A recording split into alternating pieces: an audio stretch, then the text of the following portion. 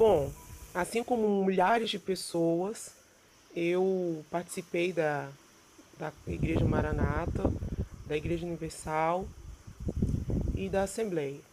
Minha primeira infância e segunda infância, meu pai ia até na Maranata e uma das cenas que mais ficaram registradas na minha mente foi em Minas Gerais, quando meu pai era obreiro na Maranata.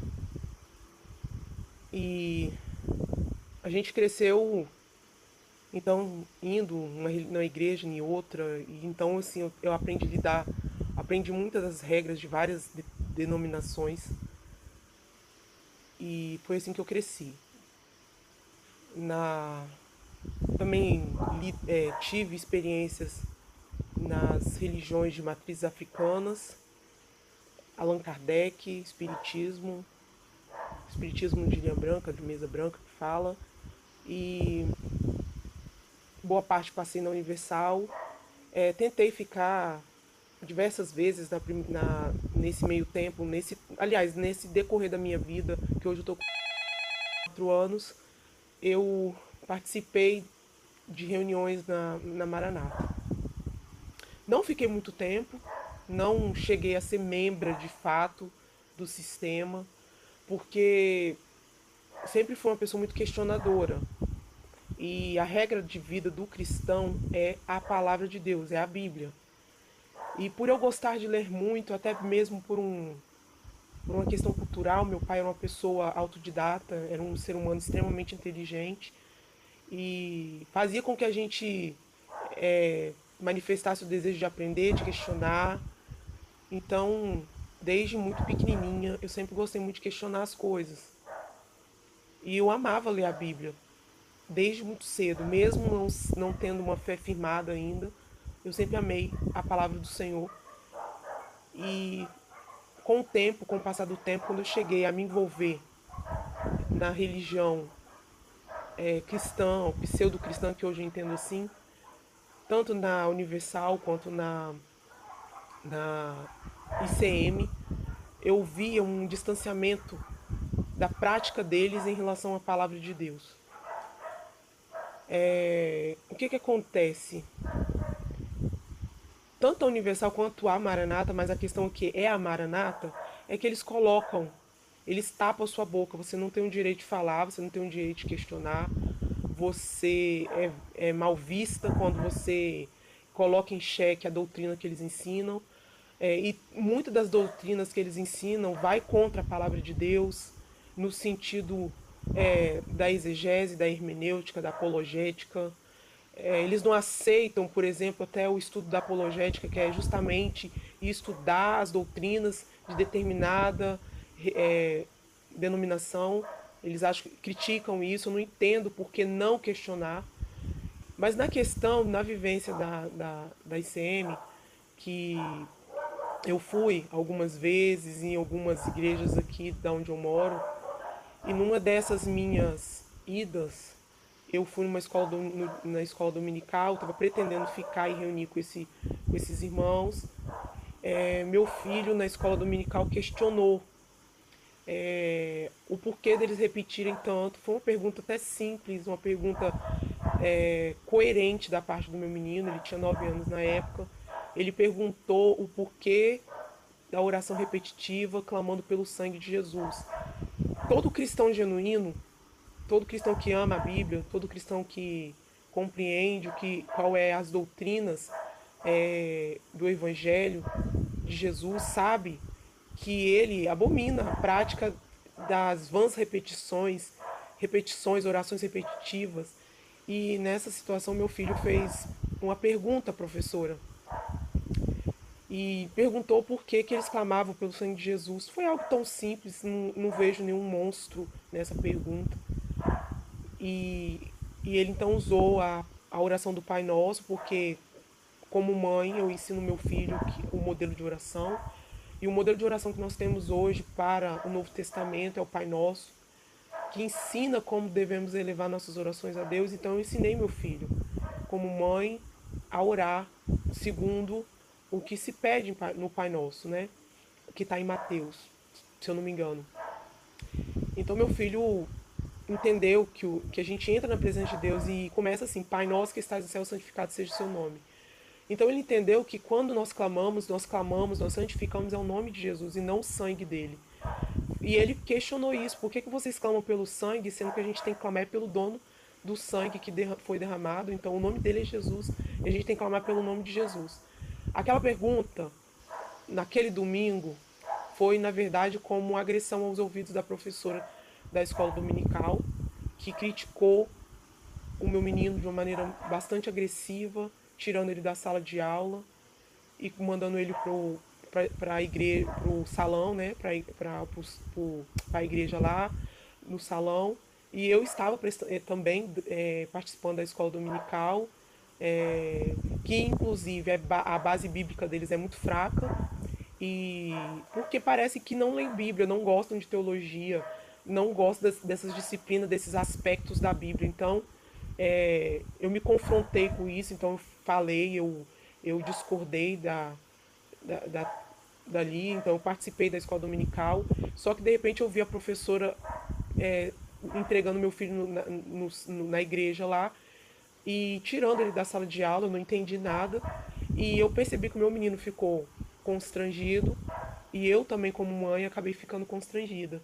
E depois eu procurei saber por que tiraram ele de dentro da sala. E eu fui saber que é porque a professora de fato não sabia nem responder a pergunta dele. E ela não tinha base bíblica para responder, nem mesmo os obreiros e presbíteros dali, nem um pastor tinha base bíblica para responder. Então eu me senti ofendida. Desde então eu realmente me desliguei, não queria ir mais. A ideia de me tornar membra ali acabou, não quis mais. Eu estava indo por meio de uma amiga, mas em respeito a ela eu não vou falar meu nome. Mas foi basicamente o que aconteceu e eu discordei em gênero e grau. E tirando as outras coisas, que eu fui conhecendo pessoas e eu fui vendo, vivenciando, vivendo as situações. É, eles são extremamente grosseiros com a dor das pessoas, dos servos ali dentro. Eles se ajudam entre eles muito mal, de uma maneira ainda horrível, né? Teve uma situação que uma irmã de muitos anos da igreja perdeu o marido e o filho.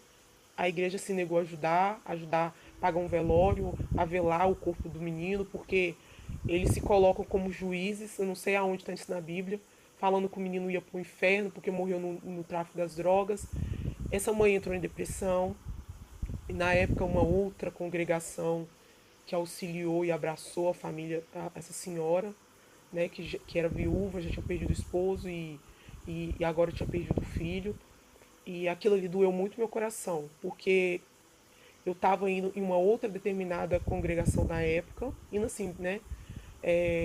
Só que eu já tinha sido participante da igreja Maranata e eu vi aquela situação ali, a gente correu atrás, pedimos ajuda a um outro pastor de uma outra denominação, que graças a Deus ajudou na época essa irmã, fez o velório, ajudou até mesmo no pagamento do velório desse menino. Então, tirando as ameaças que eles não aceitam, quando você se levanta, quando você dá sua opinião, a ideia é que não é criticar cristãos, não é criticar as pessoas que são boas e piedosas, porque tem muitas pessoas piedosas e misericordiosas na Maranata, e eu penso que Deus tem sempre o seu propósito, e na hora que elas perceberem também que tem muita coisa errada debaixo dos panos, podre, as falhas, que eles escondem, que eles tentam manipular, eles vão perceber que é hora de sair, é hora de abandonar. Então isso trouxe, no meu ponto de vista, muita dor, porque você ouve palavras que te ferem, magoam você.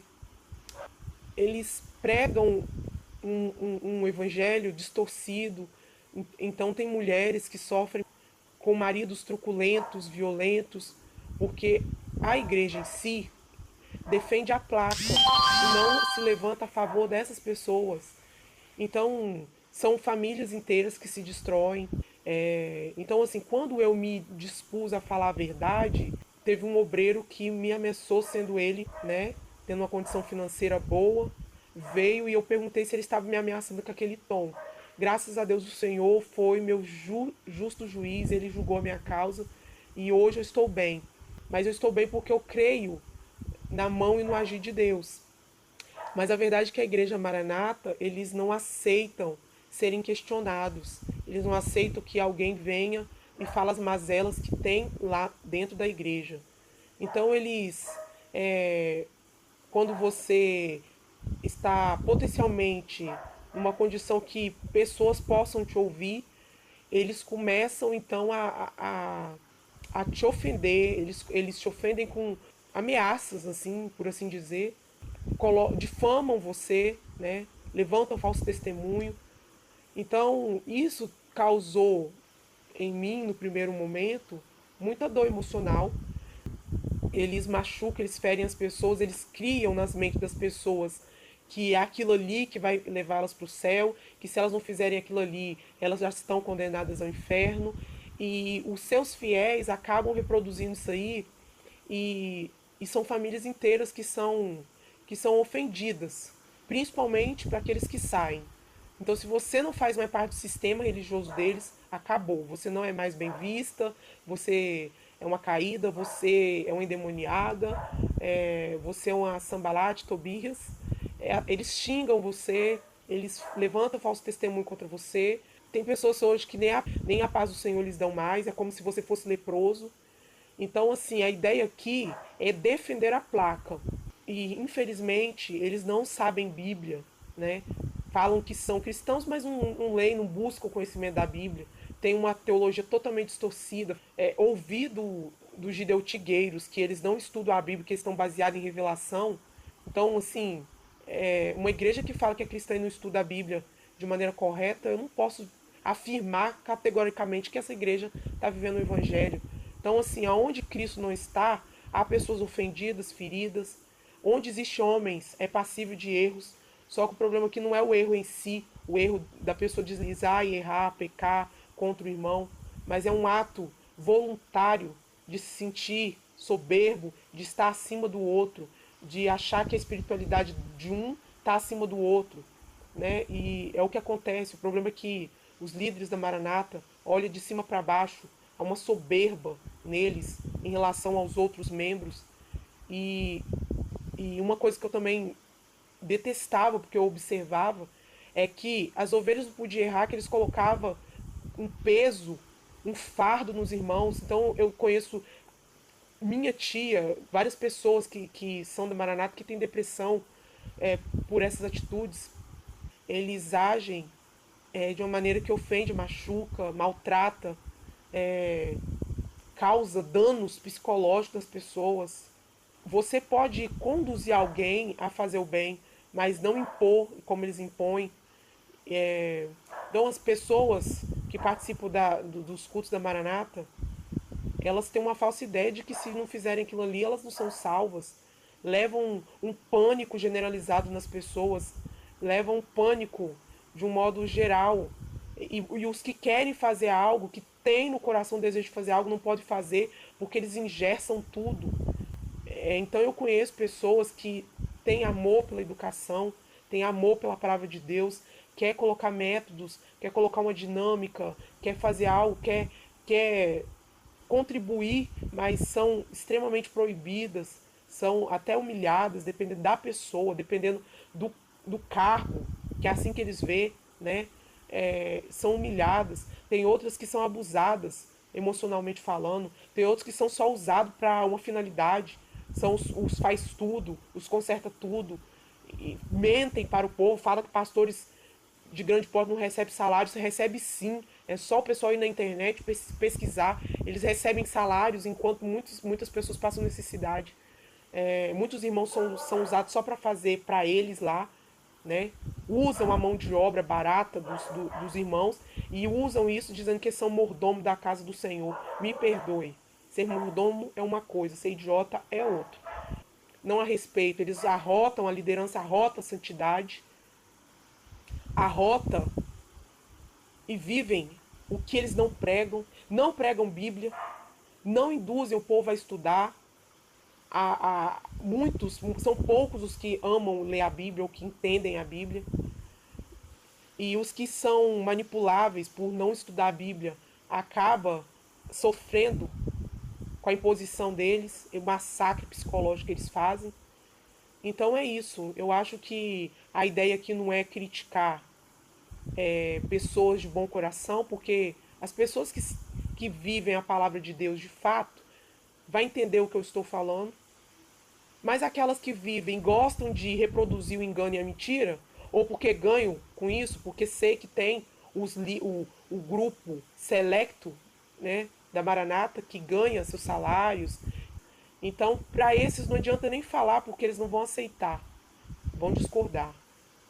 Mas a verdade é essa, que tem muitas pessoas boas que estão sendo usadas por eles, que fazem o povo de idiota, que defendem placa, não defende o Cristo da cruz, e nem leem a Bíblia, e quando leem, distorcem ela a seu bel prazer. Então, nunca disseram que seria fácil viver o Evangelho, falar do amor da misericórdia de Deus, ser sincera, e às vezes a gente é maltratado por falar a verdade. Em nenhum momento eu estou ofendendo ninguém aqui, não estou ofendendo nenhum irmão. Estou falando daquilo que eu vivi, daquilo que eu vi, das experiências que eu tive. E eu acho que nós chegamos um tempo, ou você vê a verdade, ou vive ela, ou você compactua com ela. E para mim, quem não fala, consente. Quem não abre a boca para se expor, ou que não dá a sua opinião, está consentindo. E eu não consinto, então eu não consinto e eu falo a minha opinião. Sejamos justos. Tem pessoas justas dentro desses tempos que passam muitos maus momentos, sofrem, sofrem caladas, sofrem ameaça por quererem viver o evangelho de verdade. A ameaça que eu falo não é nem física, às vezes é psicológica mesmo. Fazem terrorismo psicológico. A verdade é essa, tem que seja dita, porque está escrito na Bíblia. E a ideia aqui é que a ICM, a Igreja Maranata, fale a verdade, só fale a verdade. Fala, peça perdão às pessoas que vocês fizeram mal, que não são poucas. Se todas dessem a cara a bater, falem que vocês erraram. Não é pecado pedir perdão, sabe? E se todas as pessoas falassem de fato o que aconteceu, o que viveram, como foram tratados dentro desses tempos, como eles manipulam as mentes, a verdade viria mais à tona, né? De como eles tratam as pessoas. E hoje eu sou vista como uma caída, né? Uma leprosa, porque eu não concordo com certas coisas, com a maneira com que eles ensinam o evangelho distorcido, da maneira com que eles são sectaristas, da maneira com que eles acham que eles são os melhores, que a igreja deles é a igreja fiel, que só eles vão para o céu. Atitudes dessa que levam pessoas a se isolarem, a perderem o contato com seus familiares. Graças a Deus que tem aqueles que têm a mente aberta, sabe que o primeiro ministério é a família. Mas tem outros que não, tem pessoas que têm perdido seu contato na família, com seus amigos, porque até nisso a igreja interfere nas relações, que seja falada a verdade, que seja feita a vontade de Deus. Essa é a minha opinião, essa é a minha vivência e essa é a minha luta. É abraçar aqueles que estão sofrendo com essas seitas pseudo-cristãs. É isso. Que Deus abençoe a todos.